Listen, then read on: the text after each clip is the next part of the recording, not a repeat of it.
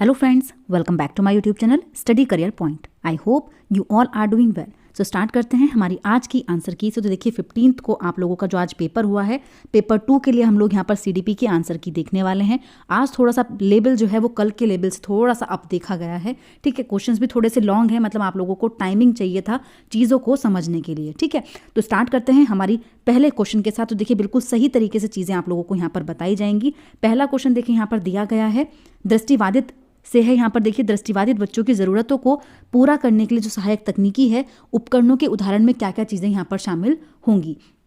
तो देखिए जो पहला पॉइंट है वो है वैकल्पिक कंप्यूटर इनपुट उपकरण, ब्रेल एम्ब्रोसर और प्रदर्शक, वाक पहचान सॉफ्टवेयर या फिर सांकेतिक भाषा का प्रयोग। तो देखिए यहाँ पर एक ही पॉइंट आप लोगों का नहीं है सांकेतिक भाषा का प्रयोग, क्योंकि देखिए दृष्टिबाधित बच्चा है, उसको आप क्या करेंगे, साइन लैंग्वेज में बताएंगे चीज़ों को, तो वो वैसे ही नहीं देख पा रहा, तो वो साइन लैंग्वेज को कहाँ पर देखेगा। इसके अलावा तीनों ही पॉइंट यहाँ पर बिल्कुल सही हो जाते हैं। ऑप्शन नंबर 3 यहाँ पर सही हो जाएगा। ठीक है, नेक्स्ट देख लेते हैं। देखिए नेक्स्ट यहाँ पर दिया गया है, स्वलीनता वाले विद्यार्थियों के समावेशन का समर्थन करने के लिए ऐसा उपयुक्त माना जाता है। तो किसका, देखिए स्वलीनता ऑटिज्म, ये क्वेश्चन कल के पेपर में भी पूछा गया था आपका।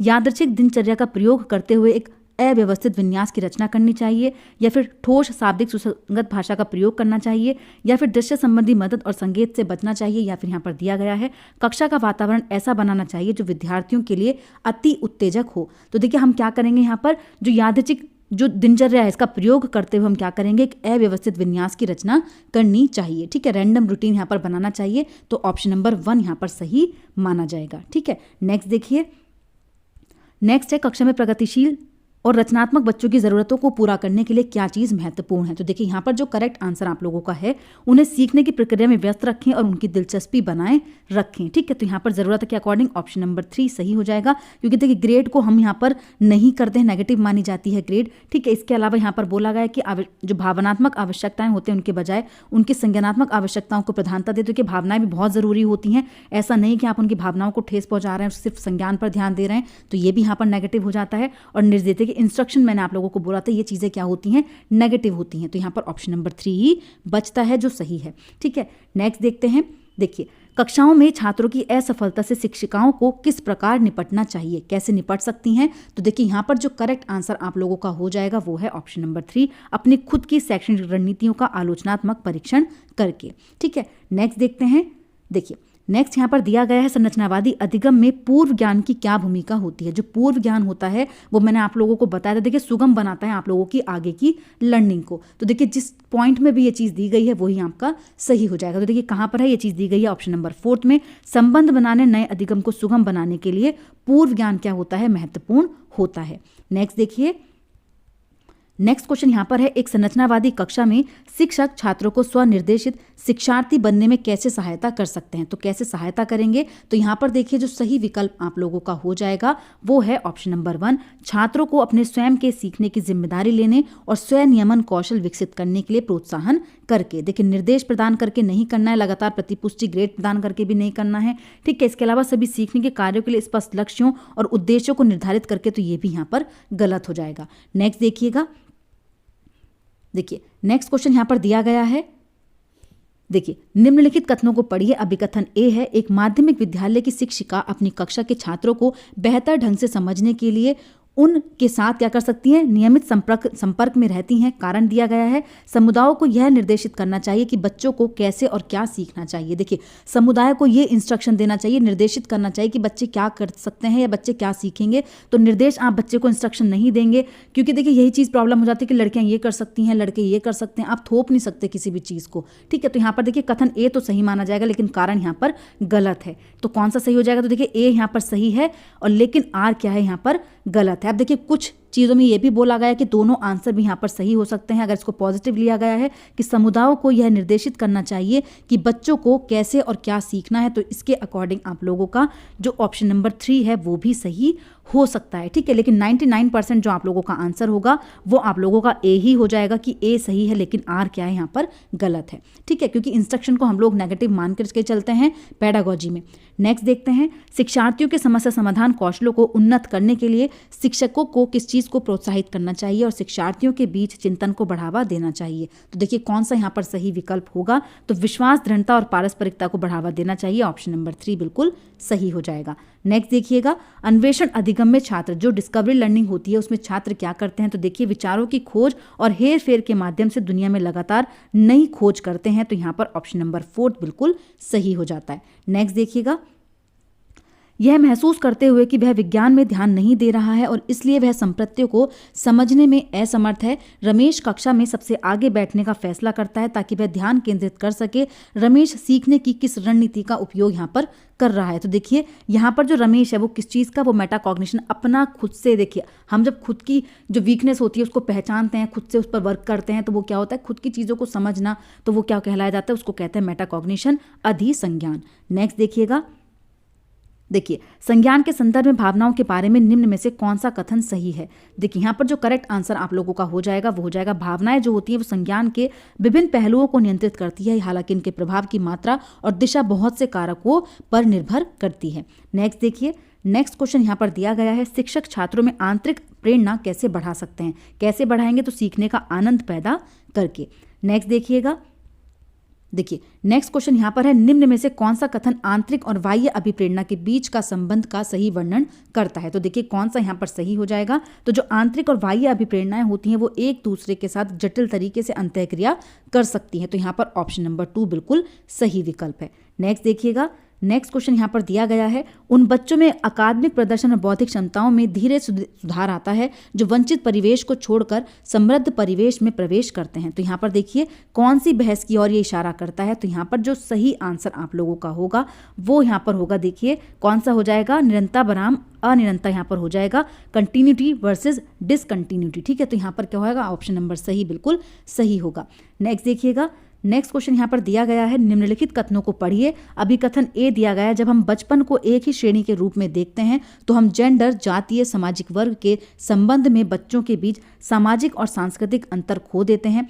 नेक्स्ट दिया गया है, बचपन एक क्या है, सामाजिक संकल्पना है। तो देखिए कौन सा यहाँ पर सही विकल्प हो जाएगा, तो देखिए यहाँ पर जो करेक्ट आंसर आप लोगों का है वो है ऑप्शन नंबर 4। ए और आर दोनों ही सही हैं, लेकिन ए जो है वो आर की सही व्याख्या नहीं कर रहा है। ठीक है, जब हम बचपन को एक ही श्रेणी के रूप में रखते हैं, देखते हैं, तो बचपन जो है वो क्या है, एक सोशल कंस्ट्रक्ट है ये, लेकिन दोनों चीज़ें यहाँ पर क्या है, डिफरेंट है, तो इसलिए ऑप्शन नंबर 4 यहाँ पर सही विकल्प होगा। ठीक है, नेक्स्ट देख लेते हैं।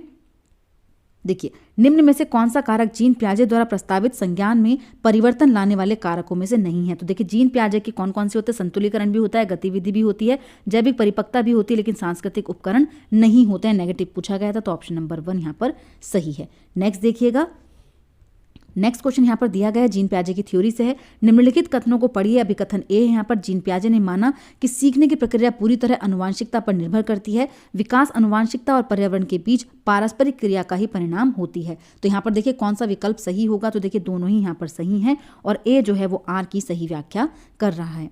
नेक्स्ट देखते हैं, देखिए जीन पियाजे के अनुसार जब बच्चे अपने मौजूदा संज्ञानात्मक संरचनाओं के अनुसार नए अनुभव को नहीं समझ पाते तो वे किस चीज़ का अनुभव करते हैं और किस चीज़ का सहारा लेते हैं। तो देखिए यहाँ पर जब नए अनुभव को नहीं समझ पाते तो वे अनुभव करते हैं किस चीज़ का, असंतुलन का अनुभव करते हैं, और बाद में क्या हो जाता है, उनको किस चीज़ का, अनुकूलन का सहारा लेना पड़ता है। तो यहाँ पर देखिए जो करेक्ट विकल्प आप लोगों का हो जाएगा वो हो जाएगा ऑप्शन नंबर 3 यहाँ पर बिल्कुल सही है। नेक्स्ट क्वेश्चन देख लेते हैं। देखिए नेक्स्ट यहाँ पर है, जहाँ जीन पियाजे को देखते हैं वहीं वाइगॉत्स्की बच्चों को देखते हैं। तो देखिए जीन पियाजे जो देखते हैं वो किस रूप में बच्चे को देखते हैं, तो यहाँ पर जो करेक्ट विकल्प आप लोगों का है वो हो जाएगा यहाँ पर ऑप्शन नंबर 4 यहाँ पर सही हो जाएगा, विचारों के सक्रिय हेरफेरकर्ता के रूप में और सामाजिक संदर्भ में सक्रियकर्ता के रूप में देखते हैं। ठीक है, नेक्स्ट क्वेश्चन यहाँ पर देखते हैं। देखिए लॉरेंस कोलबर्ग के सिद्धांत में नैतिक विकास की अवस्था के निर्धारण के आधार पर क्या है, व्यक्ति की आयु, व्यक्ति द्वारा दिया गया उत्तर चोरी के पक्ष में या फिर विपक्ष में, व्यक्ति की अनुक्रिया में अंतर्निहित तर्क। तो देखिए कौन सा यहाँ पर सही पॉइंट हो जाता है, तो देखिए यहाँ पर जो करेक्ट आंसर आप लोगों का होगा वो हो जाएगा ए और सी यहाँ पर सही हैं। नेक्स्ट देखते हैं। देखिए नेक्स्ट यहाँ पर जो दिया गया है, वाइगॉत्स्की के अनुसार संज्ञानात्मक विकास के क्या मायने हैं, तो यहाँ पर देखिए जो करेक्ट आंसर आप लोगों का है वो है पर्यावरण के अनुकूल ढलना सीखना। नेक्स्ट देखिएगा, नेक्स्ट क्वेश्चन यहाँ पर है, लेवाइगोत्स्की के अनुसार शिक्षार्थियों की समीपस्थ विकास के क्षेत्र के माध्यम से प्रगति में मदद करने की आवश्यकता में देखिए कौन सी यहाँ पर भूमिका होती है, आवश्यक भूमिका पूछी गई है। तो यहाँ पर देखिए जो सही आंसर है अकॉर्डिंग टू लेवाइगोत्स्की देखिए कौन सी चीज होती है, अधिक जानकार अन्य, मोर नॉलेजेबल अदर्स यहाँ पर सही आंसर हो जाएगा। नेक्स्ट क्वेश्चन देख लेते हैं। देखिए हॉवर्ड गार्डनर ने प्रस्तावित किया था कि जो बुद्धि है तो वो कैसी होती है। तो देखिए यहाँ पर जो करेक्ट आंसर है, बुद्धि को अलग अलग प्रकार से विभाजित किया जा सकता है। ठीक है, नेक्स्ट देखते हैं। देखिए प्रगतिशील शिक्षा क्या है। तो प्रगतिशील शिक्षा देखिए क्या है, तो यहाँ पर जो करेक्ट आंसर है, शिक्षा के प्रति एक दृष्टिकोण जो व्यक्तिगत शिक्षा और छात्र केंद्रित कक्षाओं पर जोर देता है। तो यहाँ पर ऑप्शन नंबर 4 सही विकल्प हो जाएगा। नेक्स्ट देखिएगा, नेक्स्ट जो क्वेश्चन यहाँ पर है, देखिए निम्नलिखित कथनों को पढ़िए। अभिकथन ए यहाँ पर दिया गया, माध्यमिक विद्यालय में लड़कियां अक्सर चुप रहती हैं और कक्षा की चर्चाओं में उनकी गैर भागीदारी हो सकती है। अनुवंशिक बनावट को देखते हुए लड़कियां माध्यमिक विद्यालयों में चुनौतीपूर्ण पाठ्यचर्या को समझने और उसका सामना करने में सक्षम नहीं है। तो देखिए दोनों ही पॉइंट यहाँ पर बिल्कुल गलत हो जाते हैं, ऑप्शन नंबर 2 सही होगा। नेक्स्ट क्वेश्चन देखते हैं। देखिए नेक्स्ट यहाँ पर है, मूल्यांकन की जो प्रकृति है वो कैसी होनी चाहिए और मूल्यांकन का कार्य जो है वो कैसा होना चाहिए। तो देखिए जो प्रकृति है वो कैसी होनी चाहिए, गतिशील होनी चाहिए, और जो मूल्यांकन का कार्य है वो प्रामाणिक होना चाहिए। ऑप्शन नंबर 3 यहाँ पर सही विकल्प है। नेक्स्ट देखिएगा, नेक्स्ट क्वेश्चन यहाँ पर दिया गया है, निम्नलिखित कथनों को पढ़िए। ऐसा उपयुक्त माना जाता है कि अधिगम के लिए आकलन करते समय मानकीकृत परीक्षणों पर निर्भर नहीं करना चाहिए। निष्कर्ष संदर्भित परीक्षण में प्राप्त अंकों की तुलना एक निर्धारित प्रदर्शन मानक से की जाती है। तो यहाँ पर देखिए कौन सा विकल्प यहाँ पर सही है, तो वो हो जाएगा ऑप्शन नंबर 3। दोनों ही यहाँ पर सही है और एक ही आर सही व्याख्या कर रहा है। नेक्स्ट देखिएगा, निम्न में से कौन सा एक ऐसा प्रश्न का उदाहरण है जो छात्रों में विश्लेषणात्मक कौशल देखिए एनालिटिकल स्किल को यहाँ पर प्रमोट करेगा। तो कौन सा एग्जाम्पल हो जाएगा। तो देखिए जहाँ पर होता है कैसे, क्यों, ये सब चीज़ें जो होती हैं यहाँ पर कौन सा हो जाएगा। तो पहला यहाँ पर ऑप्शन सही है, स्तनधारियों ने अपने को वातावरण के लिए कैसे अनुकूलित किया। देखिए कुछ उदाहरण गैर उदाहरण आप यहाँ पर बता देंगे। यहाँ पर ज़्यादा देखिए थिंकिंग, जहाँ पर आप सबसे ज़्यादा अपने दिमाग का इस्तेमाल कर रहे हैं वो चीज़ आपकी क्या हो जाएगी, यहाँ पर पॉजिटिव हो जाएगी। परिभाषा क्या है आप लोग बता देंगे, लक्षणों की व्याख्या बता देंगे। तो कौन सा सही है, वो है ऑप्शन नंबर 1। नेक्स्ट देखिएगा, नेक्स्ट क्वेश्चन यहाँ पर दिया गया है, समावेशी शिक्षा से रिलेटेड है। एक समावेशी कक्षा विभेदित निर्देश का पालन नहीं करती है। समावेशन एक नीति है जो एक ऐसे सीखने के लक्ष्यों, रणनीतियों और मूल्यांकन विधियों को प्रदान करके समान अवसरों पर जोर देती है। तो देखिए यहाँ पर कौन सा विकल्प जो है वो सही है, तो दोनों ही यहाँ पर क्या हैं, गलत हैं। नेक्स्ट देखिएगा, लास्ट क्वेश्चन है ये आप लोगों का, व्यक्ति प्रथम भाषा का प्रयोग जैसे कि अधिगम असक्षम छात्रों के बजाय अधिगम अक्षमता वाले छात्र के संबोधन का उपयोग करता है। तो ऐसा क्यों है, क्योंकि देखिए समावेशन के जो मानवाधिकार दृष्टिकोण के ये अनुरूप है, इसलिए ऐसा इस्तेमाल किया जाता है। तो यहाँ पर ऑप्शन नंबर 4 बिल्कुल सही होगा। तो देखिए बिल्कुल सटीक जानकारी आपको दी गई है, 100% देखिए जो आप लोगों की आंसर की है बिल्कुल सटीक तरीके से आप लोगों को बताई गई है। अभी आप लोगों के SST पेपर 2 के लिए भी आंसर की अपलोड होने वाली है, तो वो भी ज़रूर देखिएगा, काफ़ी अच्छे तरीके से आप लोगों को चीज़ें बताई जाएंगी। तो आज की क्लास यहीं पर कंप्लीट करते हैं। अगर आप लोगों को मेरी क्लास अच्छी लगी हो तो प्लीज़ मेरे चैनल को लाइक करें, सब्सक्राइब करें और शेयर करें। ऐसे ही और वीडियोज़ के लिए मेरे चैनल पर बने रहिए। Thank you.